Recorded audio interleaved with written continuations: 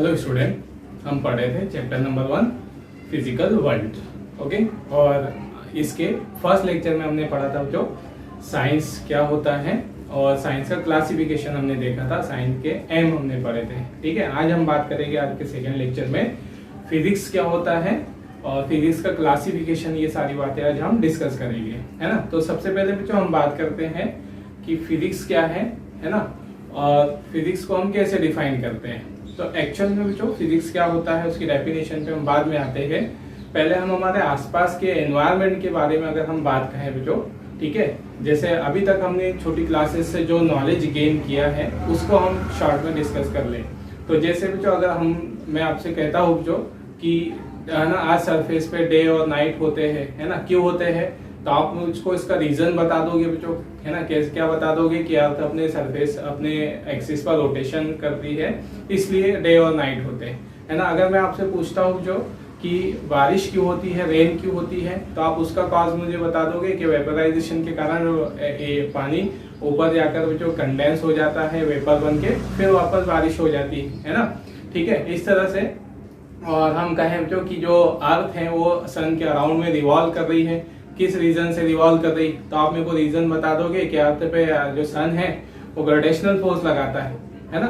तो हमको जो ये सारी बातों का नॉलेज है ना, कि ठीक है, जैसे हम इलेक्ट्रिसिटी किस तरह से बनती है, इलेक्ट्रिसिटी कैसे प्रोड्यूस होती है, ये सारी बातें है ना।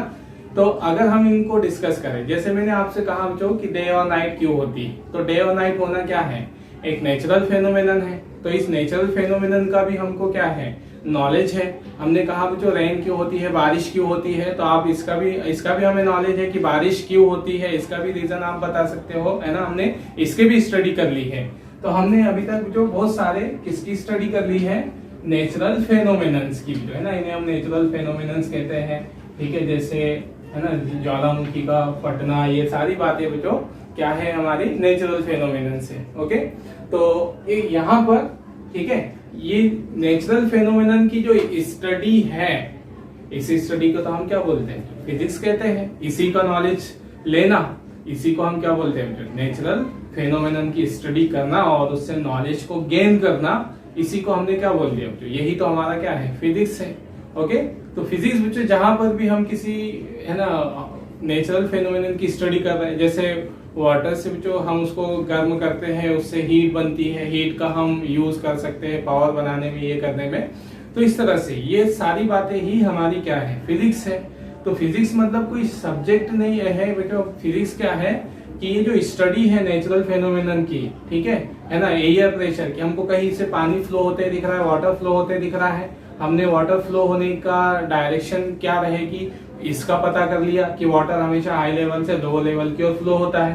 तो ये सारी बातों का नॉलेज गेन कर लेना ही हमारा क्या है जो फिजिक्स है ना। तो फिजिक्स क्या है, हम किसके बारे में जानना, नेचुरल फेनोमेनन का बारे में स्टडी करना, तो यही हमारा क्या है, फिजिक्स है जो। ओके, वैसे फिजिक्स अगर हम सोचना चाहे, फिजिक्स की डेफिनेशन देना चाहे तो बहुत सारी बातें जो हम बता सकते हैं। आप मुझसे पूछो फिजिक्स क्या है, तो मैं आपको ये बोल सकता हूँ, आप जो मुझसे मोबाइल के थ्रू इंटरेक्ट हो रहे हो, मेरा वीडियो आपको दिख रहा है इंटरनेट पे, ये फिजिक्स है, इसमें फिजिक्स के प्रिंसिपल लगे हुए हैं। तो ये बहुत सारी बातें हम कर सकते हैं, ये फिजिक्स है वो फिजिक्स है, ऐसा बस हम सिंपल सा एक निचोड़ वाली डेफिनेशन दे कि जितने भी नेचुरल फेनोमेनन है, हमारी नेचर किन लॉ पर बेस्ड है, किन लॉस पर वर्क कर रही है। जैसे एग्जांपल के लिए हमारे नेचर में है ना, हमारे आसपास जो देखते हैं कि वाटर का फ्लो हो रहा है, पानी का फ्लो हो रहा है ना, नदी में पानी फ्लो होते देख रहे हैं हम, कहीं पर इस तरह से पाइप में या नल में इस तरह से जो पानी फ्लो होते हैं उनको दिख रहा है। तो ये पानी फ्लो होने की डायरेक्शन क्या रहती है, क्या ये ईस्ट वेस्ट नॉर्थ साउथ इस पर डिपेंड करता है ना।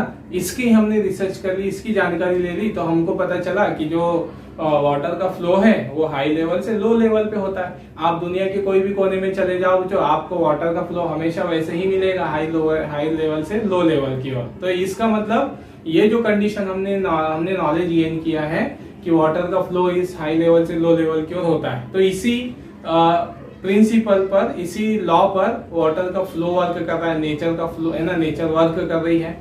तो इसी को मतलब क्या करना, जो हमारे आसपास के एनवायरनमेंट में होने वाली जो है ना नेचुरल फेनोमेनन है, जो प्राकृतिक घटनाएं हैं इनका स्टडी करना और इनसे कुछ कंक्लूजन निकाल लेना, ठीक है, रिजल्ट निकाल लेना और ये पता कर लेना कि इसी रिजल्ट पर, इसी कंक्लूजन पर हमारा नेचर वर्क करता है, तो इसी को हम क्या बोलते हैं जो फिजिक्स कहते हैं, है ना। तो फिजिक्स मतलब स्टडी ऑफ नेचुरल फेनोमेना, ठीक है, या इस तरह से हम ऐसे बोल सकते हैं यहाँ पर, उसको हम अदर वर्ड में भी डिफाइन कर सकते हैं। तो physics is the branch of science under which basic laws of nature are studies. मतलब हम यही नॉलेज से क्या निकालते हैं, लॉस पता करते हैं कि किस लॉ पर हमारी नेचर वर्क कर रही है, ठीक है। This laws are expressed various natural phenomena, और उस लॉ के बेस पर हम क्या कर सकते हैं, है ना, बहुत सारे फेनोमेनन को एक्सप्लेन कर सकते हैं। जैसे मैंने वाटर फ्लो का एग्जांपल दिया, तो वाटर फ्लो कैसे होगा, लिक्विड का फ्लो किधर से किधर होगा। तो हमने नॉलेज से, हमने अपने एक्सपेरिमेंट हमने किए और उससे हमने वहां पर एक नॉलेज गेन कर लिया, हमने कंक्लूजन निकाल लिया कि इसका हाई फ्लो हाई लेवल से लो लेवल क्यों होगा। तो जहां पर भी जो वाटर या जहां पर भी लिक्विड फ्लो होगा, आप यही लॉ के बेस पर उसको डिफाइन कर सकते हो कि वो हमेशा हाई से लो लेवल की ओर होगा, है ना। तो यही हमारा क्या है, फिजिक्स है। तो एक्चुअल में जो फिजिक्स है ना, नाम क्यों दिया गया उसका, फिजिक्स कहाँ से नाम पड़ा, है ना, नेचुरल फेनोमेनन या नेचुरल की स्टडी करना, इसका नाम फिजिक्स क्यों पड़ गया। तो एक्चुअल में ये ग्रीक लैंग्वेज में जो फ्यूजिस एक वर्ड होता है, जो फ्यूजिस, इसका मतलब होता है नेचर। ओके, मतलब नेचर को क्या बोला जाता है, फ्यूजिस, उसी से यहाँ पर वर्ड बना है फिजिक्स भी जो। और ओके, तो इस तरह से यहाँ पर ये रहेगा जो फिजिक्स की डेफिनेशन की, फिजिक्स क्या है इस ना। तो फिजिक्स जो स्टडी ऑफ नेचुरल फेनोमेना, ठीक है, या study of such type of law on which our nature is work, मतलब ऐसे लॉज का पता करना, उनका नॉलेज गेन करना जिस पर हमारी नेचर वर्क करती है, उसे हम फिजिक्स कहते हैं जो। ओके, अब यहाँ पर जो है ना, अब फिजिक्स को हम एक निचोड़ वाली परिभाषा दे, एक निचोड़ वाली डेफिनेशन दे, क्या दे कि नेचर और नेचुरल फेनोमेना की स्टडी करना। अब ये तो जो नेचुरल फेनोमेना बहुत सारे हो गए, ठीक है, बहुत सारे नेचुरल फेनोमेना हो गए, मतलब प्लेनेट्स का रोटेशन हो, प्लेनेट्स का रिवॉल्व करना हो गया, सन का, है ना, लाइट, सन में से लाइट एमिट होना, सन के अंदर लाइट प्रोड्यूस होना, ठीक है, स्टार्स का क्या करना, है ना, ग्लो करना, ठीक है, बारिश होना, ठीक है, वाटर का फ्लो होना, बाढ़ आना, ये बहुत सारे नेचुरल फेनोमेनन है। तो नेचुरल फेनोमेनन तो बहुत सारे हैं, तो हम यहाँ पर एक इन सब पर एक कॉमन डेफिनेशन बना देते हैं जो, जैसे हमने कहा हम कि अगर हम हमारी पूरी नेचर पर फोकस करें, ठीक है, नेचर पर अगर हम इसको साइंटिफिक पॉइंट ऑफ व्यू से देखें, है ना, जनरल पॉइंट ऑफ व्यू से, तो आप क्या बोलोगे, नेचर में हमें नदी दिखाई देती है, नेचर में हमें फल फूल दिखाई देते हैं, है ना, गार्डन है, पेड़ है, ये है, वो है ना, एनिमल्स है, प्लैनेट्स है, ये सारी बातें जो है ना, ये जनरल पॉइंट ऑफ व्यू से आप, है ना, ऑब्जेक्ट को डिक्लेयर करोगे कि ये फूल है, ये फ्रूट है, ये है, वो है, ये सारी बातें करेंगे। लेकिन हम साइंटिफिक पॉइंट ऑफ व्यू से, फिजिक्स के पॉइंट ऑफ व्यू से, हमें नेचर में, है ना, सिर्फ दो ही चीजें मिलेगी, जो मैटर और एनर्जी, ठीक है। मतलब फिजिक्स के पॉइंट ऑफ व्यू से अगर हम कहें तो नेचर में सिर्फ क्या ही एग्जिस्ट कर रहा है, जो नेचर कहे या यूनिवर्स कहे जो। ओके, तो यूनिवर्स में दो ही चीजें हमको मिल रही है, या तो मैटर या तो एनर्जी, मतलब मैटर और एनर्जी। ऐसा नहीं कि मैटर मिलेगा तो एनर्जी नहीं मिलेगी, ऐसा नहीं, दोनों हमारे, मतलब अगर हम फिजिक्स के पॉइंट ऑफ व्यू से देखें तो जो हमारे लिए जो क्या है, एक पेड़ हमको दिख रहा है, तो अगर हम उसको जनरल लैंग्वेज में हम उसको कहेंगे इट इज ए ट्री, लेकिन हम वहां पर फिजिक्स के पॉइंट ऑफ व्यू से कहेंगे it is a matter. Okay, ठीक, मतलब यहाँ पर हम एक ऑब्जेक्ट को देखेंगे तो हम इसको कहेंगे ये एक चौक है जनरल लैंग्वेज में, लेकिन हम फिजिक्स में कहेंगे फिजिक्स के लिए पॉइंट ऑफ व्यू से ये क्या है, एक मैटर है। तो इस तरह से, है ना, तो हमें दो ही चीजें मिलना है, मैटर और एनर्जी, ठीक है। तो ये मैटर एनर्जी जो कंबाइन भी हो सकती है, मतलब मैटर है, मैटर के साथ एनर्जी क्या भी हो सकती है, रिलेटेड भी हो सकती है, एम्बेडेड भी हो सकती है। जैसे एग्जांपल के लिए अर्थ क्या कर रही है, सन के अराउंड में रिवॉल्व कर रही है, अर्थ क्या है, एक मैटर है और रिवॉल्व कर रही है, तो उसके पास एनर्जी भी है। तो मैटर के साथ एनर्जी बिलोंग कर, एनर्जी उसके साथ एग्जिस्ट करेगी, या तो एक्सटर्नली या तो इंटरनली। जो इंटरनली कैसे, जैसे हमने कहा जो हमारे पास एक ऑब्जेक्ट है ना, अब एक ऑब्जेक्ट रेस्ट में रखा हुआ है, तो रेस्ट में रखा है ना, मान लो कोई आयरन का पीस रखा हुआ है, वाटर है, या जो भी आप ऐसे कंसीडर कर लो एक ऑब्जेक्ट, तो अगर वो रेस्ट में भी रखा है तो हम क्या कहेंगे कि वो रेस्ट में उसके पास एनर्जी नहीं है। एक्चुअल में उसके पास एनर्जी है, इंटरनली एनर्जी, मतलब मैटर के साथ इंटरनल एनर्जी भी होती है जो, ठीक है। जैसे हमको मालूम है उसके अंदर इलेक्ट्रॉन प्रोटॉन एटम है, एटम के अंदर इलेक्ट्रॉन रिवॉल्व कर रहे हैं, है ना, उनके पास अट्रैक्शन रिपल्शन फोर्स लग रहा है, तो उनके कारण, उनके रिवॉल्यूशन के कारण उनके वाइब्रेशनल मोशन करते हैं एटम्स, मतलब कि जो पार्टिकल्स है मटेरियल के, वो वाइब्रेशनल मोशन करते हैं, रोटेशनल मोशन करते हैं, और कैसी मोशन करते हैं, ट्रांसलेटरी मोशन करते हैं। तो इनकी मोशन के कारण भी इंटरनली भी उनके पास एनर्जी होती है। तो मैटर के पास जो एनर्जी इंटरनली भी हो सकती है और एक्सटर्नली भी हो सकती है ना, इंटरनली और एक्सटर्नली। तो एनर्जी जो है वो मैटर के साथ जुड़ी हुई है जो, है ना, या इंटरनली कहे या एक्सटर्नली, ठीक है। लेकिन जो एनर्जी है, मतलब मैटर के साथ हमें एनर्जी मिलना है, लेकिन जो हमारी एनर्जी है, ठीक है, वह एनर्जी हमें कैसी भी मिल सकती है, विदाउट मैटर भी मिल सकती है ना। मतलब ये जनरल बात जो हम कर रहे हैं यहाँ पर कि नेचर को अगर हम मैटर और एनर्जी के पॉइंट ऑफ व्यू से देख रहे हैं तो हमें नेचर में मैटर मिलेगा, मैटर के साथ एनर्जी जुड़ी हुई मिलेगी, है ना। लेकिन क्या एनर्जी के साथ मैटर हमेशा मिलेगा? तो हम जरूरी नहीं है जो कि एनर्जी के साथ क्या भी मिले, मैटर भी मिले। एनर्जी विदाउट मैटर भी एग्जिस्ट कर सकती है ना। अब आप सोचोगे यार बिना मैटर की एनर्जी कैसे एग्जिस्ट कर रही, तो बहुत सारे एग्जांपल्स है हमारे पास, जैसे लाइट, है ना, light is a form of energy, heat is a form of energy, ठीक है। तो यहाँ पर जो लाइट और हीट दोनों ही एनर्जी के फॉर्म है, लेकिन क्या इनमें मैटर एग्जिस्ट है? जैसे एग्जांपल के लिए मैंने कहा जो सन, ये बल्ब है, बल्ब से हम तक क्या आ रही है, ठीक है, या सन है, सन से हम तक लाइट पहुंच रही है। तो क्या लाइट किसी पार्टिकल के थ्रू चलकर आ रहा है वहां से सन तक, या हमें कोई पार्टिकल दिखाई देता है कि उसके साथ लाइट आ रहा है? नहीं, लाइट क्या है? बिना मैटर के चलने वाला पार्टिकल है ना, मतलब सॉरी, बिना मैटर के साथ चलने वाली सिर्फ एनर्जी है। इसी तरह हीट, अगर हम यहाँ पर जो कहीं पर डिस्टेंस में से आग जला दे और हम दूर खड़े रहे ऐसे, तो वहां से हीट हमको फील होने लग जाएगी उसकी, तो वो कैसे चल कर आए? क्या वो आग हम तक आ रही है? नहीं, हमको वो सिर्फ हीट निकल कर वहां से हम तक पहुंचेगी, तो वो सिर्फ एनर्जी आ रही है हम तक, हीट एनर्जी आ रही है ना। हीट भी एक एनर्जी का टाइप है, तो विदाउट मैटर आ रही है। तो इस तरह से ये एग्जांपल से अब हमको क्या प्रूफ हुआ कि जो एनर्जी है वो विदाउट मैटर भी मिलती है। तो इसे हम क्या कहते हैं? जो रेडिएशन, है ना, रेडिएशन। तो ये जो अभी हम जनरल बात की कि अगर हम यूनिवर्स को किसके पॉइंट ऑफ व्यू से देख रहे हैं, मैटर और एनर्जी के पॉइंट ऑफ व्यू से देख रहे हैं, तो हमें नेचर में मैटर और हीट, मैटर और एनर्जी ही मिलेगी, ठीक है। एनर्जी विदाउट मैटर भी मिल सकती है, रेडिएशन के फॉर्म में भी मिल सकती है। तो अगर हम जो यहाँ पर हमने कहा कि हम नेचुरल फेनोमेनन की स्टडी कर रहे हैं, नेचुरल फेनोमेनन मतलब हम प्लैनेट्स की स्टडी कर रहे हैं, प्लैनेट्स किस तरह से घूमते हैं, प्लैनेट्स के ऊपर कौन फोर्स लगाता है, या बारिश क्यों होती है, या प्लांट्स कैसे ग्रो कर रहे हैं, ये सारी बातें जो यहाँ पर है ना। तो अगर हम इन सब को मैटर और इसके पॉइंट ऑफ व्यू से देखें तो सारी की सारी चीजें क्या ही है? मैटर या तो एनर्जी है। तो इसका मतलब हम फिजिक्स में पढ़ते नेचुरल फेनोमेनन की स्टडी करते हैं, तो नेचुरल फेनोमेनन, ठीक है, सिर्फ किससे रिलेटेड होंगे? मैटर और एनर्जी से। तो हम इसकी फिजिक्स की एक और डेफिनेशन बना सकते हैं इसके बेस पर, मतलब निचोड़ डेफिनेशन जो उसकी। नेचुरल फेनोमेनन तो बहुत सारे हैं, क्या क्या एग्जांपल लोगे आप नेचुरल फेनोमेनन के, कि इसकी स्टडी करना, प्लांट्स की पढ़ना, है ना, सन डे नाइट का होना, ये बहुत सारी चीजें होगी। नेचुरल फेनोमेनन क्या क्या हो गए आप बहुत सारे बता सकते हो, लेकिन एक ही डेफिनेशन में हमारा काम हो जाए तो सीधे सीधे बोल दो कि जहां मैटर और एनर्जी की स्टडी करते हैं वही हमारा क्या है? फिजिक्स है ना।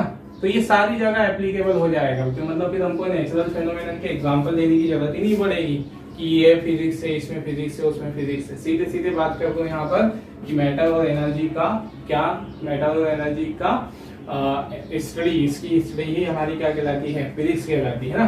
तो फिजिक्स को हम क्या भी बोल सकते हैं? जो अनदर वर्ड में, physics is the branch of science, ठीक है, ब्रांच ऑफ साइंस इन विच, ठीक है, या विच ऐसा लिखते हैं, deals with the study of, है ना, deals with the study of matter and energy, है ना। किसकी स्टडी करते हैं हम? Matter and energy, okay. और देयर म्यूचुअल, ठीक है, इंटरेक्शन, है ना। या तो उनके म्यूचुअल इंटरेक्शन की स्टडी करते हैं हम, है ना। म्यूचुअल इंटरेक्शन से मतलब जो, या तो हम सेपरेटली सिर्फ मैटर की बात कर रहे होंगे कि एक मैटर कैसा बना होता है, उसके अंदर मॉलिक्यूल एटम कैसे जुड़े हुए होते हैं, या फिर हम मैटर के अंदर की एनर्जी की है, मैटर के साथ जुड़ी हुई एनर्जी की बात करेंगे। जैसे हमने एक ऑब्जेक्ट को थ्रो किया, ऑब्जेक्ट में काइनेटिक एनर्जी है, तो फिर हम सिर्फ वो काइनेटिक एनर्जी की स्टडी करेंगे। फिर एक मैटर है वो कैसे बना है उसकी स्टडी करेंगे। या फिर हम और ज्यादा से ज्यादा क्या कर सकते हैं, तो हमें पता है जो according to the Einstein relativistic theory, mass और एनर्जी हम एक दूसरे में कन्वर्ट कर सकते हैं। तो फिर हम यहाँ पर मास और एनर्जी का कन्वर्जन भी पढ़ सकते हैं, है ना। या तो मास के बारे में पढ़ेंगे या एनर्जी के बारे में पढ़ेंगे, या दोनों का म्यूचुअल इंटरेक्शन पढ़ेंगे ज्यादा से ज्यादा, और क्या होगा इसमें, है ना। तो इस तरह से हमने वही इस पे एक डेफिनेशन बना दी। मतलब इसमें हमको फिर कोई नेचुरल फेनोमेनन याद दिलाने की जरूरत नहीं है कि इसमें फिजिक्स है, उसमें फिजिक्स है, इसमें फिजिक्स है। सीधे बोल दो मैटर की और किसकी स्टडी करना, एनर्जी की, है ना। अब बात आ रही है मैटर और एनर्जी की। तो मैटर और एनर्जी जो हमको समझ रहा है, हमने छोटी क्लासेस से पढ़कर आए हैं, फिर भी मैंने उसकी आपको एक बार यहाँ डेफिनेशन याद दिला दी है, लिख दी है। मैटर मतलब क्या?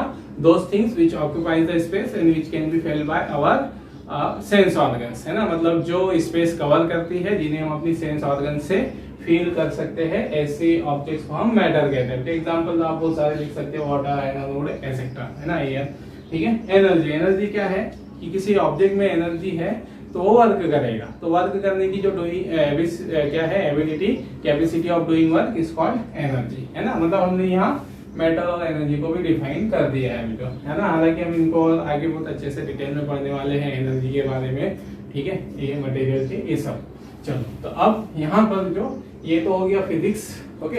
अब फिजिक्स में भी तो जो हम नेचुरल फेनोमेनन की स्टडी करते हैं, तो यहाँ पर, है ना, जो हमारा फिजिक्स है उसके, ये जो हमारे फिजिसिस्ट है तो इनके दो ही मेन एम होते हैं। मतलब जो साइंटिस्ट लोग हैं, है ना, ये शुरू से स्टडी करते आए हैं फिजिक्स के अलग अलग नेचुरल फेनोमेनन की स्टडी करते आए हैं, है ना। लेकिन स्टडी करने के पीछे इनका एक लॉजिक जरूर होता है, जो इनका एक एम जरूर होता है। और वो एम क्या होता है, जो कि एक तो यूनिफिकेशन कर सके और दूसरा जो रिडक्शन, है ना। मतलब यूनिफिकेशन और reduction are the basic principle of physics, है ना। नेक्स्ट जो हमारा अगला हेडिंग आएगा क्या है, ठीक है, अगला हम डिस्कस करते हैं जो बेसिक वर्किंग प्रिंसिपल, ऐसे बोल दो आप, प्रिंसिपल ऑफ फिजिक्स, ठीक है।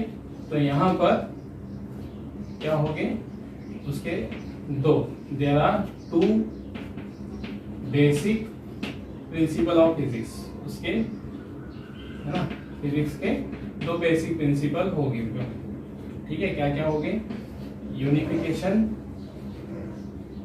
ठीक है, एंड दूसरा है तो रिडक्शन, यूनिफिकेशन एंड रिडक्शन, ठीक है। अब यहां से यूनिफिकेशन का मतलब क्या होगा जो, या रिडक्शन का मतलब क्या होगा, है ना। तो यहाँ पर देखें जो, जैसे हमने बहुत सारे नेचुरल फेनोमेनन के एग्जांपल लिए, है ना। अगर हम एक पत्थर को ऊपर फेंकते हैं, हमें पता है वो नीचे गिर जाएगा, है ना। और ठीक है, अगर हम किसी ऑब्जेक्ट को ऐसे रिलीज कर दे फ्रीली, वो नीचे गिर जाएगा, ठीक है ना। दूसरा जो कि जो हमारे प्लेनेट्स हैं, है ना, जो सन के अराउंड में रिवॉल्व कर रहे हैं, तो प्लेनेट, है ना, जैसे अर्थ रिवॉल्व कर रही है सन के अराउंड में, तो हमको पता है कि अर्थ उस पर क्या लगा रहा है, ग्रेविटेशनल फोर्स लगा रहा है ना। यहाँ इनके बीच में कुछ ना कुछ रूल्स लगे हैं, लॉज है, जो उनके रोटेशन किसको ऑबे कर रहा है, उस लॉज को ऑबे कर रहा है यहाँ पर सर्किल, है ना। तो इस तरह से यहाँ हमने बहुत सारे एग्जाम्पल देखे, है ना, बहुत सारे एग्जाम्पल, ठीक है। अगर हम कहें कि हम ऑब्जेक्ट को फेंक रहे हैं तो वो कुछ दूरी पे जाके नीचे गिर जाएगा, क्यों नीचे गिर जाएगा, तो हम कहेंगे बेटो कि वो उस पर ग्रेविटेशनल फोर्स लग रहा है। मतलब इसके पीछे का राज भी कौन है, इसके पीछे का रीजन भी कौन है, ग्रेविटेशनल फोर्स, है ना। हम प्लेनेट रिवॉल्व कर रहे हैं सन के अराउंड में, तो प्लेनेट किस वजह से बंधे हुए हैं सन से, तो हम कहेंगे उसका रीजन भी कौन है, ग्रेविटेशनल फोर्स है। एग्जांपल के लिए जो हम एक बुलेट फायर करते हैं, है ना, बुलेट फायर करते हैं, यहाँ पर हमारा एम है ना, इस पॉइंट ए पर हमको एम करना है, ठीक है। तो इस तरह से यहाँ पर ये बुलेट हम फायर करेंगे, लेकिन बुलेट, ठीक है, अगर वो डिस्टेंस हम फायर कर रहे बिल्कुल इसकी तरफ, तो बुलेट ऐसे जाएगी, यहाँ जाके टकराएगी उस एम पर, मतलब वो एग्जैक्टली ए पर नहीं टकराएगी, नीचे टकराएगी। क्यों ऐसा, है ना, ये कौन सी मोशन हुई, प्रोजेक्टाइल मोशन में जो, ठीक है। ये कैसा एग्जांपल, किसका एग्जांपल दिया मैंने, प्रोजेक्टाइल मोशन का। अब प्रोजेक्टाइल मोशन का एग्जांपल, इसके पीछे भी क्या कॉज है, तो हमको पता चला कि बुलेट ऐसे अगर हमने सीधे निशाना लगा के फायर किया है एकदम से किसी बिल्कुल टारगेट पे, तो बुलेट अगर हम बहुत दूर से फायर कर रहे हैं तो बुलेट ऐसे नहीं जाएगी बिल्कुल सीधी, बुलेट इस तरह से थोड़ी सी झुककर नीचे जाएगी। तो हमने इसका भी रीजन पता किया कि इसके पीछे भी क्या रीजन है। हमने तो फायर लगाई थी, ए पर एम किया था, पॉइंट ए पर हमने निशाना लगाया था, लेकिन ए पर नहीं गई बुलेट, थोड़ी नीचे लगी। क्यों, क्या हुआ ऐसा, बीच में क्या हो गया ऐसा, तो फिर हमने इसका भी रीजन पता लगाया, ग्रेविटेशनल फोर्स।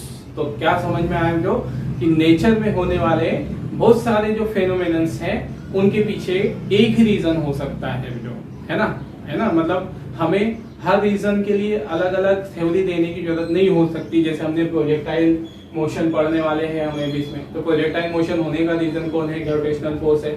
तो हम यहाँ पर उसके लिए हम एक अलग से थ्योरी नहीं बनाएंगे कि प्रोजेक्टाइल मोशन के पीछे ये फोर्स लगता है, एक ऑब्जेक्ट नीचे गिर रहा है किसी हाइट से, तो हम उसके लिए एक अलग थ्योरी नहीं बनाएंगे कि ऑब्जेक्ट नीचे गिर रहा है तो उसके पीछे ये साइंस है, उसके पीछे ये फिजिक्स है, ठीक है, या प्लेनेट घूम रहे हैं, अर्थ रिवॉल्व कर रहे हैं सन के अराउंड में, तो उसके पीछे ये फिजिक्स है, या मून रिवॉल्व कर रहा है सन अर्थ के अराउंड में, तो उसके पीछे ये फिजिक्स है। मतलब हम ऐसी भरमार नहीं लगाएंगे इसका, इसके पीछे ये फिजिक्स, इस है ना, इस ठीक है फेनोमेनन के पीछे ये फिजिक्स, इस फेनोमेनन, मतलब ऐसा करेगी तो जो बहुत सारे हमारे पास तो थ्योरीज हो जाएगी, बहुत सारे लॉज हो जाएंगे, ऐसे मतलब बहुत सारे हमारे पास थ्योरीज जमा हो जाएगी, जिनको स्टडी करना फिर उनको समझना हमारे लिए बहुत एक कॉम्प्लेक्स वर्क हो जाएगा। मतलब सिंपल सी बात है ना बच्चों, ये तो हमारा एक कॉमन सा एग्जाम वो है बच्चों, हमारा कॉमन बिहेवियर है। जैसे हम आपको पता है बच्चों, आपके एग्जाम है, मान लीजिए बच्चों, जैसे हम नेचुरल करते हैं, आप नेचुरली जैसा करोगे, है ना, आपको मालूम है कि आपका परसों बच्चों एग्जाम है, साइंस का एग्जाम है ना, और आपके पास 100 क्वेश्चन है ना, तो आप क्या करोगे यार, इसमें से कुछ 4-5 क्वेश्चन मिल जाए इस 100 में से, जो 4-5 क्वेश्चन पढ़ के मैं एग्जाम में पास हो जाऊँ, या पूरे है ना साइंस के सब्जेक्ट को पूरी तरह से कवर कर लूँ, इसमें से कुछ चीजें ऐसी निकल के आ जाए। मतलब वहां पर आप क्या ही चाह रहे हो, जो इतने सारे साइंस के सिलेबस में से कुछ मेन चीज, मतलब आप चीज पढ़ लो ताकि आपका पेपर कवर हो जाए, पेपर को आप पूरी तरह से हैंडल मतलब क्या कर लो पूरा, है ना, सॉल्व कर लो। तो यहाँ पर भी जो साइंटिस्ट के यही साइंटिस्ट की यही टेंडेंसी रही है कि उन्होंने बहुत सारे नेचुरल फेनोमेनन की स्टडी की तो सही है, लेकिन उनकी जो थ्योरीज उनको मिली है, तो उन थ्योरीज के हमेशा वो क्या करना के पीछे रहते हैं, यूनिफिकेशन करने के पीछे रहते हैं, कि वो उस थ्योरी को मिलाकर एक ऐसी थ्योरी बना ले, उन लॉज को मिला के एक ऐसा सिंगल लॉ बना ले जिस अकेले लॉ के बेस पर वो सारे फेनोमेनन को क्या कर सके, एक्सप्लेन कर सके। इसी का एग्जांपल हमारा है ग्रेविटेशनल फोर्स। जैसे साइंटिस्ट ने बहुत सारे एग्जांपल देखे, ये ऑब्जेक्ट का गिरना, ये करना, वो करना, और एक ग्रेविटेशनल लॉ की उन्होंने रिसर्च कर ली, ग्रेविटेशनल लॉ की वो क्या कर ली, थ्योरी दे दी। तो ग्रेविटेशनल लॉ की थ्योरी से हम बहुत सारे नेचुरल फेनोमेनन का रीजन एक्सप्लेन कर सकते हैं। तो ये ही है हमारा क्या, यूनिफिकेशन का मतलब, the act of unifying the different laws valid for different natural phenomenon. मतलब डिफरेंट नेचुरल फेनोमेनन्स के लिए वैलिड होने वाले लॉज को क्या करना, यूनिफाई कर देना, और ठीक है उनके बेस पर एक सिंगल थ्योरी दे देना, और उस थ्योरी की हेल्प से सभी लॉज को या फेनोमेनन को एक्सप्लेन कर सके। ऐसी उनकी टेंडेंसी रही है। मतलब ये बेसिक हमारा जो यूनिफिकेशन उसका है ना प्रिंसिपल रहा है फिजिक्स के पीछे का जो। ओके, नेक्स्ट जो अगला है रिडक्शन। अब रिडक्शन से मतलब क्या जो, तो रिडक्शन का मतलब होता है कि अगर हम किसी कॉम्प्लेक्स ठीक है नेचुरल फेनोमेनन की स्टडी करना चाह रहे हैं, तो उसको आसानी से समझने के लिए हम छोटे छोटे पार्ट्स में जो उसको सब डिवाइड कर लेते हैं। जैसे कि एग्जांपल के लिए आप यहाँ समझो जो कि मैंने कहा तो हम एक बुलेट को फायर करते हैं, है ना, बुलेट को फायर कर रहे हैं, इसको हमने कहाँ पर फायर किया, एक लकड़ी के गुटके पर। ओके, तो अब हमें पता है कि बुलेट इस पर जाकर टकराएगी, इसके अंदर धंस जाएगी, तो धंसने पर फिर ये मोशन करेगी कुछ ऐसे, है ना, और टकरा के ये वुड थोड़ा सा आगे खिसक के चली जाएगी। तो हमको यहाँ पर ये पता करना है कि ये बुलेट से कितनी डिस्टेंस, कितनी, है ना, बुलेट वुड से कितनी जोर से टकराई है, और है ना उस, और मतलब हाउ स्ट्रेंगली, मतलब कितनी स्ट्रांगली वो उसको स्ट्राइक की है, और टकराने के बाद वो वुड कितनी पीछे डिस्प्लेस हो गया होगा, यहाँ पर बुलेट की वेलोसिटी क्या रही होगी, यहाँ पर उसका मोमेंटम क्या रहा होगा, एनर्जी में कितना लॉस हुआ होगा, है ना। तो इसके लिए हम क्या करेंगे, इसके लिए हम पहले बुलेट की स्टडी अलग कर लेंगे। बुलेट की स्टडी से मतलब पहले हम बुलेट का मास देख लेंगे, बुलेट के लिए वेलोसिटी क्या रही होगी, बुलेट का मोमेंटम पढ़ लेंगे अलग से, है ना। फिर वो इतने मोमेंटम से यहाँ चला है, इतनी डिस्टेंस ट्रेवल किया है इतने टाइम में, ठीक है। फिर यहाँ आने पर वो लकड़ी या वुड के उस वुड का मास कितना है जिससे वो टकराया है, ऐसा। तो हम यहाँ पर इस एक्शन को बारीकी से समझ पाएंगे, है ना, बहुत अच्छे से समझ पाएंगे। फिर कि हमने बुलेट के लिए सारी कंडीशन अलग निकाल ली, उसका मास मोमेंटम अलग निकाल लिया, फिर ये दोनों जब टकरा रहे हैं, टकराकर एक साथ चल रहे हैं, तो फिर यहाँ हमने उनका मोमेंटम अलग निकाल लिया, फिर उसकी एनर्जी में लॉस निकाल लिया। ये हम अभी करेंगे भी, ये वाली बातें जो हम इसको, है ना, हमारे फिजिक्स में आगे पढ़ने वाले भी। तो इस तरह से इस पूरी प्रॉब्लम को हमने अलग अलग पार्ट में डिवाइड करके पढ़ा। पहले हमने बुलेट के लिए सारी चीजें पढ़ ली, फिर हमने इनके दोनों को टकराने पे कंबाइन फॉर्म में उनको पढ़ लिया यहाँ पर, फिर उसमें से वुड के लिए अलग से स्टडी कर ली। तो इस तरह से ये प्रॉब्लम हमको बहुत इजीली समझ में आ जाएगी। तो यहाँ पर हमने एक कॉम्प्लेक्स, ठीक है, प्रॉब्लम को सिंप्लीफाई करने के लिए उसे छोटे छोटे पार्ट्स में बच्चों क्या कर दिया, हमने डिवाइड कर दिया। ओके, और इसके बच्चों अपने और कुछ फायदे होते हैं, जैसे एग्जाम्पल के लिए बच्चों एक और एग्जाम्पल लेते हैं रिडक्शनिज्म का, है ना। जैसे अगर हम कोई रिडक्शन मेथड का यूज कर ले तो इससे हमको और बेनिफिट्स क्या क्या होते हैं। जैसे आप ऐसे समझिए बच्चों, है ना, हम ट्रांसफार्मर के बारे में आपने पढ़ा है तो 10th क्लास में, है ना, ट्रांसफार्मर, और नहीं तो बच्चों कोई दिक्कत नहीं, हम इसको 12 में और डिटेल में पढ़ेंगे बहुत अच्छे से। तो ये ट्रांसफार्मर, है ना, इसका नॉलेज तो होगा आपको इनिशियल थोड़ा सा। ट्रांसफार्मर में ये प्राइमरी कॉइल होती है, है ना, ये उसकी प्राइमरी कॉइल। ओके, चलिए यहाँ उसके 3 पार्ट होते हैं मेन, प्राइमरी कॉइल, ठीक है, यहाँ पर सेकेंडरी कॉइल, ओके, और यहाँ पर होता है थर्ड उसका लैमिनेटेड कॉइल। लैमिनेटेड कॉइल मतलब जो आयरन की जो बॉडी है जिस पर ये कॉइल एफिटी होती है, हम लैमिनेटेड कॉइल कहते हैं, है ना। तो ट्रांसफार्मर का जो आपको पता है यूज क्या होता है, ट्रांसफार्मर क्या करता है ना, ट्रांसफार्मर वोल्टेज को कम या ज्यादा करके देता है। मतलब हम उस पर कम वोल्टेज लगाए तो वो बढ़ाकर भी दे सकता है, ट्रांसफार्मर ज्यादा वोल्टेज लगाए तो कम करके, या करंट को बढ़ाया घटा करके आउटपुट में हमें देता है। ये ट्रांसफार्मर का वर्क है ना। तो ये अब अगर हमने तो यहाँ पर ट्रांसफार्मर जब बनाया होगा तो हमने पहले, ठीक है, प्राइमरी कॉइल कैसी ली जाए, उसमें कितने नंबर ऑफ टर्न्स रखें, इसकी स्टडी की होगी। हमने सेकेंडरी कॉइल कैसी बनाई जाए, उसमें कितने नंबर ऑफ टर्न्स रखे जाए, कम या ज्यादा रखें, है ना। फिर ये लैमिनेटेड कॉइल मतलब जो आयरन की बॉडी है उसको कैसी बनाई जाए, लैमिनेटेड बनाई जाए, है ना, या प्लेन बनाई जाए। ऐसा हमने सब पार्ट्स का क्या किया होगा, स्टडी कर ली। मान लो हमारे पास ट्रांसफार्मर है तो हमने ट्रांसफार्मर की वर्किंग को समझने के लिए क्या क्या कर लिया, इन सब की अलग अलग स्टडी कर ली। मतलब हमको मालूम है कि प्राय जैसे रफली जो समझना है, ऐसे अभी आप बहुत कंफ्यूज हो रहे हो कि यार ये कहाँ से फिजिक्स में घुस गया, अभी तो इंट्रो ही चल रहा है और इतनी, है ना, डिफिकल्ट बातें क्यों हो रही। तो घबराइए नहीं, जो अभी हम सब पढ़ने वाले हैं सिंपल सा है ना। तो मान लीजिए कि आपने प्राइमरी कॉइल की प्रॉपर्टी पढ़ ली, आपको पता है कि प्राइमरी कॉइल में करंट देने पर उसमें मैग्नेटिक फील्ड बनेगा, ये आपको पता है ना। अब सेकेंडरी कॉइल, अब आपने सेकेंडरी कॉइल की स्टडी कर ली, आपको पता है कि अगर हमें वोल्टेज कम करना है तो सेकेंडरी कॉइल में क्या करना पड़ेगा, नंबर ऑफ टर्न्स कम करने पड़ेंगे, या सेकेंडरी कॉइल में वोल्टेज बढ़ाना है तो नंबर ऑफ टर्न्स उसमें बढ़ाना पड़ेगी। ये हमने एक स्टडी कर ली। फिर कॉइल लैमिनेटेड लेना पड़ेगा, ये सब हमने स्टडी करके रख ली। तब इससे हमको हर चीज का ट्रांसफार्मर में कौन सा पार्ट कैसे वर्क कर रहा है ये हमको समझ में आ जाएगा। तो हम ट्रांसफार्मर की वर्किंग इजीली समझ पाएंगे। तो रिडक्शनिज्म का ये एक फायदा हुआ बच्चों, रिडक्शन का एक फायदा हुआ कि एक एक पार्ट की जानकारी पढ़ कर लो तो तो उससे हमको उस पूरे का फंक्शन बहुत आसानी से समझ में आ जाएगा। अब ये तो हुआ रिडक्शन का एग्जांपल। अब इसके फायदे क्या होते हैं फिर रिडक्शनिज्म के, है ना। अगर हम रिडक्शन मेथड यूज करते हैं साइंस में, मतलब एक एक टर्म्स का कॉन्सेप्ट अलग अलग पढ़ते चलते हैं, एक एक फिजिकल क्वांटिटी को सेपरेटली इंडिविजुअल पढ़ते हुए चले, तो उसके हमको फायदे क्या है। इसका एक और कॉमन फायदा, मतलब यहाँ पर जो ट्रांसफार्मर जो है, ट्रांसफार्मर में कैसे वर्क होता है, तो ट्रांसफार्मर का प्रिंसिपल क्या है, यहाँ पर इलेक्ट्रोमैग्नेटिक इंडक्शन, है ना। इलेक्ट्रोमैग्नेटिक इंडक्शन क्या है, इलेक्ट्रोमैग्नेटिक इंडक्शन की प्राइमरी कॉइल पर अगर हमने करंट दी, है ना, तो वो मैग्नेटिक फील्ड बनाएगी, वेरिंग मैग्नेटिक फील्ड। वो मैग्नेटिक फील्ड दूसरी कॉइल से लिंक होगा, तो दूसरी कॉइल में क्या इंड्यूस हो जाएगी, करंट इंड्यूस हो जाएगी। मतलब हमने यहाँ पर जो किसको करंट दी, यहाँ पे प्राइमरी कॉइल में करंट फ्लो करवाई, तो यहाँ ये क्या बनाएगा, मैग्नेटिक फील्ड।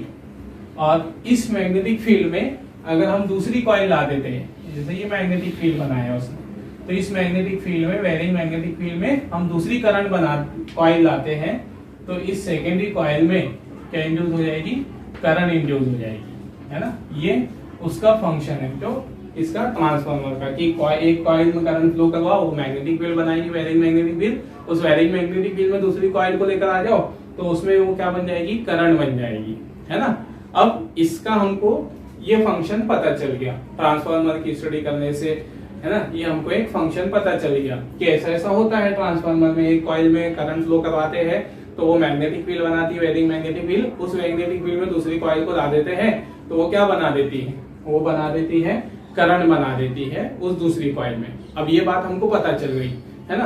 अब हम इसका और आगे कहाँ यूज कर सकते हैं, है ना, कहाँ यूज कर सकते हैं इस प्रिंसिपल का, तो यहाँ पर इसका यूज जो हम कर सकते हैं वायरलेस चार्जिंग पे, है ना। जैसे आपने इसकी स्टडी कर ली, आपको ये फंक्शन पता चल गया, अब आपने अपना थोड़ा सा दिमाग दौड़ाया, दिमाग चलाया, और आपने क्या बना लिया, वायरलेस चार्जिंग का, है ना, प्रिंसिपल, नया प्रिंसिपल जनरेट कर दिया, जो आपने नया फेनोमेनन दिखा दिया यहाँ पर। कैसे, तो आजकल आप सुनते हो जो इसके बारे में, वायरलेस चार्जिंग वाले मोबाइल के बारे में ना। वायरलेस चार्जिंग वाले मोबाइल में क्या होता है कि एक पॉट होता है, उस पे क्या दी होती है, तो यहाँ पर करंट, एक कॉइल लगी होती है ना, उसमें हम करंट फ्लो करवाते हैं, और हमारे हाथ में मोबाइल होता है इधर, ये बिना उससे कनेक्ट हुए अपने आप चार्ज होता है। तो ये कैसे चार्ज होता है, इसके पीछे क्या क्या रीजन है, और ये बनाया कैसे गया, तो बस ये इसी नॉलेज से बनाया गया। जो ट्रांसफार्मर के पीछे जो लॉजिक था, उसी से हमको ये इसका बनाने का भी ध्यान आया। कैसे, तो जैसे हमने एक पॉट लिया यहाँ पर, है ना, मतलब एक कॉइल ली यहाँ, ओके, हमने यहाँ पर एक कॉइल ली, और इस कॉइल में हमने करंट फ्लो करनी। अब हमें पता है कि ये करंट फ्लो करने पर वेरिंग मैग्नेटिक फील्ड बनाएगा, मतलब अल्टरनेटिंग करंट फ्लो हमने कर दी यहाँ पर, है ना। तो ये मैग्नेटिक फील्ड बन गया इसके पास, इसने अपना मैग्नेटिक फील्ड बना दिया। अब हमने क्या किया, हमें मालूम है कि इस मैग्नेटिक फील्ड में अगर हम दूसरी कॉइल लाएंगे तो उस दूसरी कॉइल में क्या फ्लो हो जाएगी, करंट बनने लगेगी। तो हमने क्या किया, वो दूसरी कॉइल ली और उस दूसरी कॉइल को किसके अंदर फिट कर दिया, मोबाइल के अंदर फिट कर दिया, ऐसे, है ना।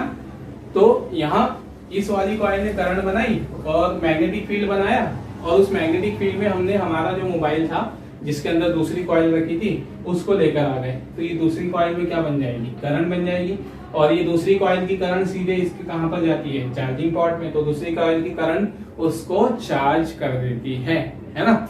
आया इसका फायदा समझ में जो।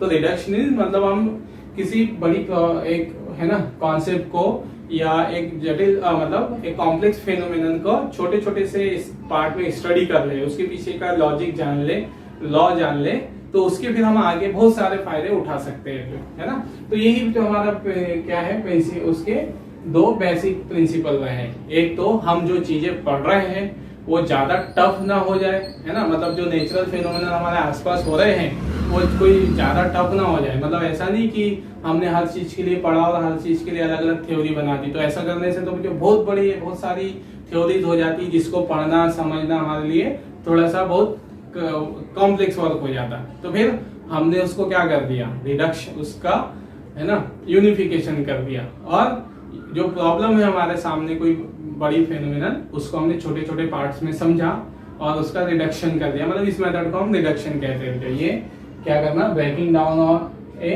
Complex system into simple constituent system, मतलब छोटे छोटे से सिंपल से कंपोनेंट सिस्टम में उसको बांट लेना, so that laws of physics can be applied on it, मतलब इस तरह से छोटे छोटे से पार्ट्स में उसको डिवाइड कर लेना, क्या उसमें फिजिक्स के लॉ अप्लाई कर सकते हैं। जैसे हमने यहाँ पर ट्रांसफार्मर की स्टडी कर ली, उसमें दोनों कॉइल के देख लिया, दोनों कॉइल को अलग के बारे में पढ़ लिया, तो हमको मालूम है कि दोनों कॉइल के बीच में किसका वर्क होता है ना, म्यूचुअल इंडक्शन होता है, तो हमने उस पर लॉ अप्लाई कर दिया।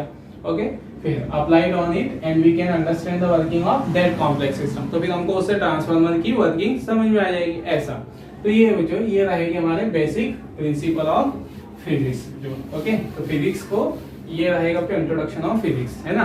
तो क्या है फिजिक्स, तो हम कहेंगे कि physics is the general definition का है, स्टडी ऑफ नेचर और नेचुरल फेनोमेना, आसपास जितनी चीजें हो रही है उनकी स्टडी करना, उनके बारे में नॉलेज गेन करना, यही हमारा फिजिक्स है जो, ओके। और ले देखिए बच्चों, अगर हम कहें कि हम जितनी भी स्टडी करते हैं ऑब्जेक्ट के बारे में वो सिर्फ मैटर और एनर्जी ही है, तो ऐसा बोल दो कि मैटर और एनर्जी की स्टडी करना, उनके म्यूचुअल इंटरेक्शन की स्टडी करना ही हमारा क्या है, फिजिक्स है। और उसके दो basic principle, unification and reduction. चलिए, है ना, ओके, तो इतना नोट कीजिए। तो फिर हम उसको अगला देखते हैं, क्लासिफिकेशन ऑफ फिजिक्स।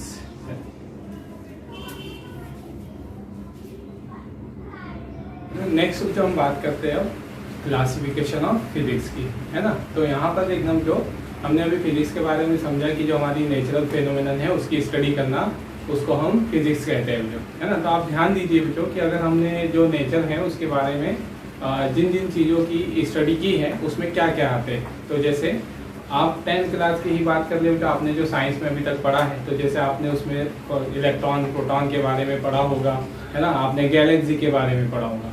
तो इलेक्ट्रॉन प्रोटॉन जो आपको इसका भी नॉलेज है, हमने फिजिक्स के अकॉर्डिंग इसको भी पढ़ के रखा है, मतलब यहाँ पर हमने माइक्रो प्रॉपर्टीज के बारे में भी पढ़ा है, और माइक्रो सिस्टम, मतलब इलेक्ट्रॉन प्रोटॉन वो छोटे से पार्टिकल्स हो गए तो इन्हें हम माइक्रो सिस्टम बोल सकते हैं। तो इस तरह से तो हम फिजिक्स में छोटी से छोटी ऑब्जेक्ट्स, छोटे से छोटे फेनोमेनन से लेकर फिजिकल क्वांटिटी से लेकर बड़ी से बड़ी फिजिकल क्वांटिटीज, जैसे मास ऑफ यूनिवर्स, है ना, और मास का यूनिवर्स का एक्सटेंशन कहाँ तक है, कितनी डिस्टेंस तक है, तो ये सारी बातें जो हमने फिजिक्स में पढ़ी। तो इसी को हम हमारी फैसिलिटी के लिए, तो सुविधा के लिए हम इसे क्लासिफाइड कर देते हैं दो कैटेगरी में फिजिक्स को, और मतलब अच्छे से समझने के लिए दो कैटेगरी जो किस बेस पर हैं, उन सिस्टम्स की साइज पर और उनकी प्रॉपर्टीज पे। जो जैसे, है ना, कुछ छोटे सिस्टम्स होते हैं, जैसे हमने इलेक्ट्रॉन प्रोटॉन इनके बारे में पढ़ा है, तो हम जिसमें इलेक्ट्रॉन प्रोटॉन मतलब एटॉमिक लेवल की बात करते हैं, छोटे लेवल की, माइक्रो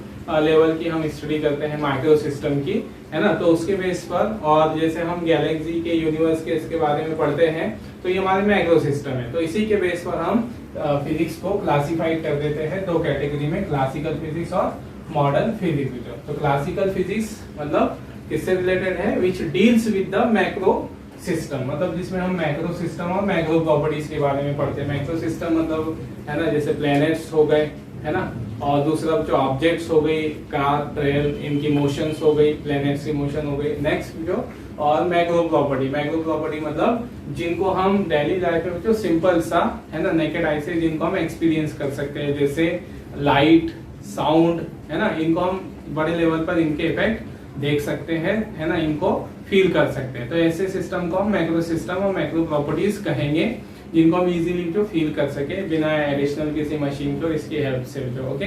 तो इनको हम कहते हैं जो मैक्रो प्रॉपर्टीज और मैक्रो सिस्टम। तो मैं क्लासिकल फिजिक्स क्या हो जाएगा, तो physics deals with the study of macro system and macro properties, okay. और एग्जांपल के लिए इसमें क्या क्या कौन कौन सा फिजिक्स आता है, मैथमेटिक्स जो, है ना, ये मतलब फिजिक्स की अलग अलग ब्रांच है।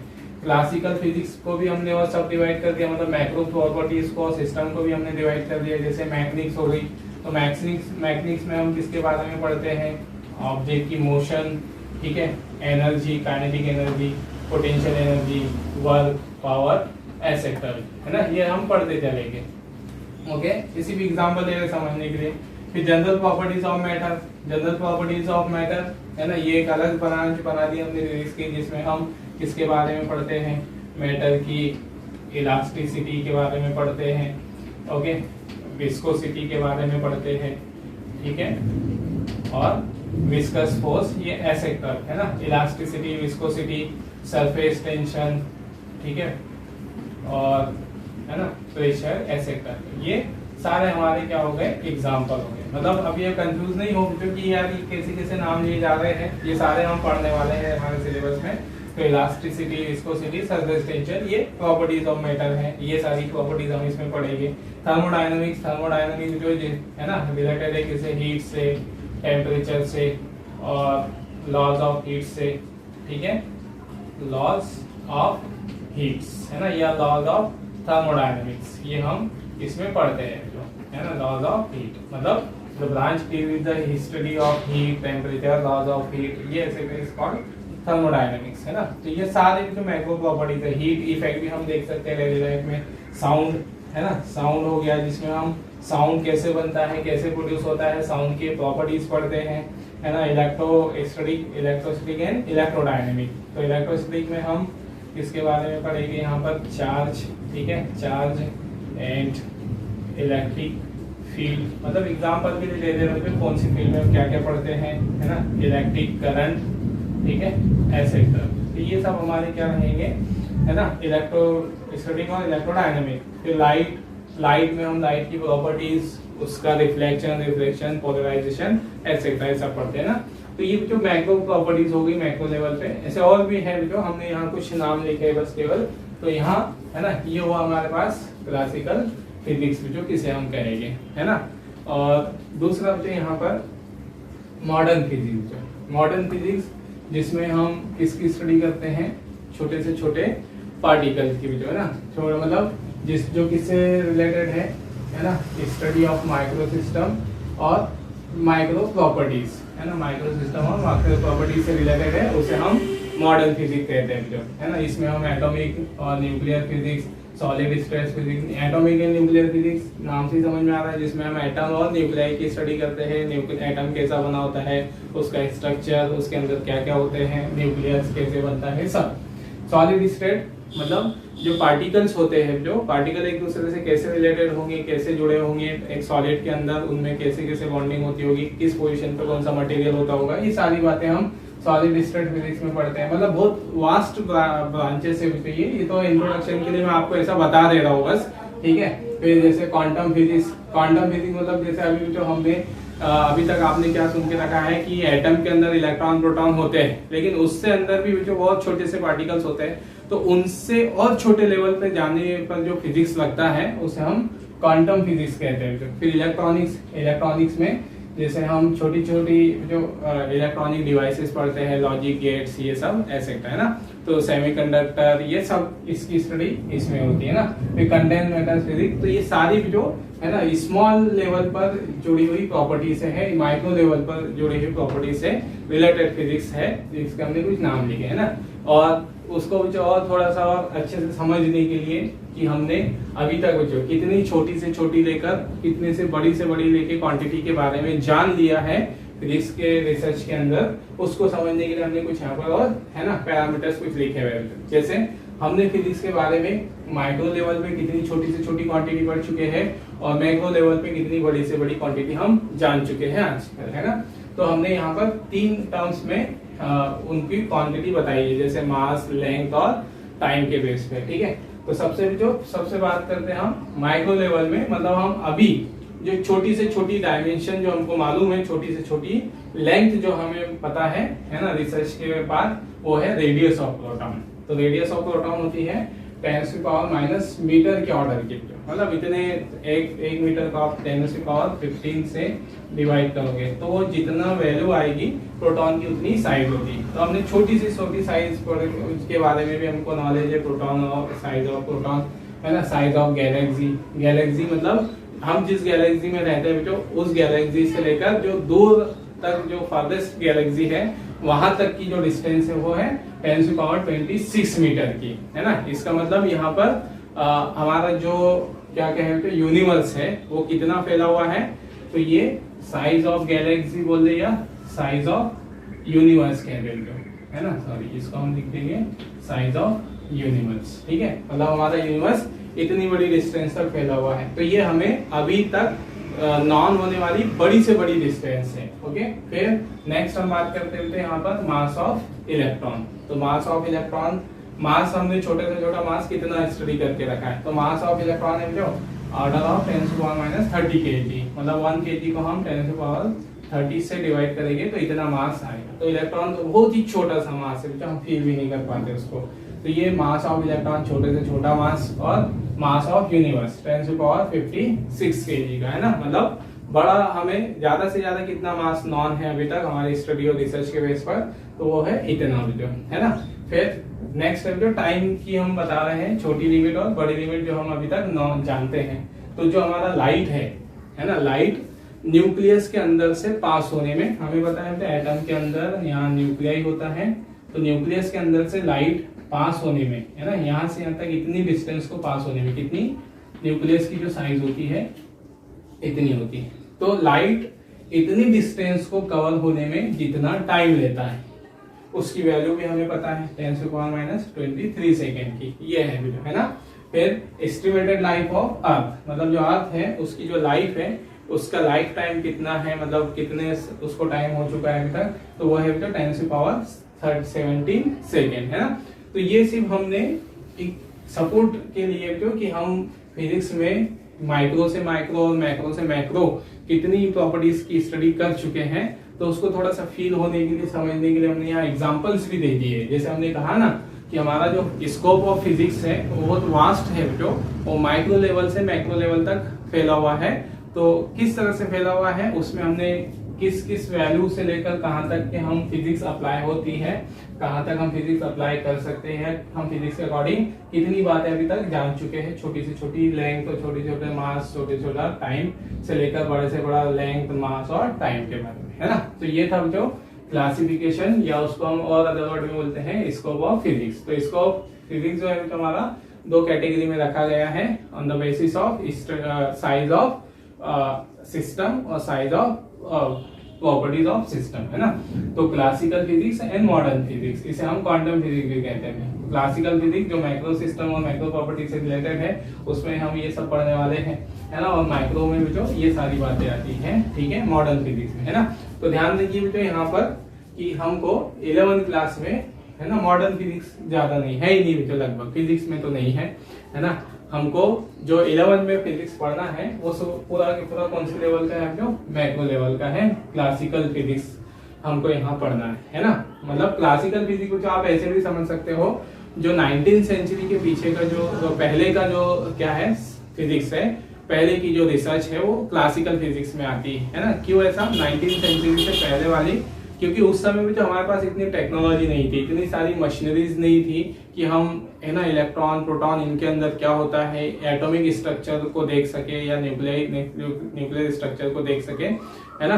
तो इसके पहले वाली जितनी भी हमारी रिसर्च आती है 19th सेंचुरी से पहले वाली, वो सिर्फ बड़े लेवल की, जो उसमें सिस्टम की बात करते थे हम, हीट की, लाइट की, है ना। और जब 19th सेंचुरी के बाद टेक्नोलॉजी और बहुत सारी हमको डेवलप होने लगी, जो बहुत सारी मशीनरी बनने लगी, तो फिर हमारे पास ऐसे सिस्टम भी बन गए, ऐसे डिवाइसेस भी आ गई जिससे हम इलेक्ट्रॉन, प्रोटॉन इनके अंदर भी देख सकते हैं, एटम की साइज देख सकते हैं, ये सारी बातें जो।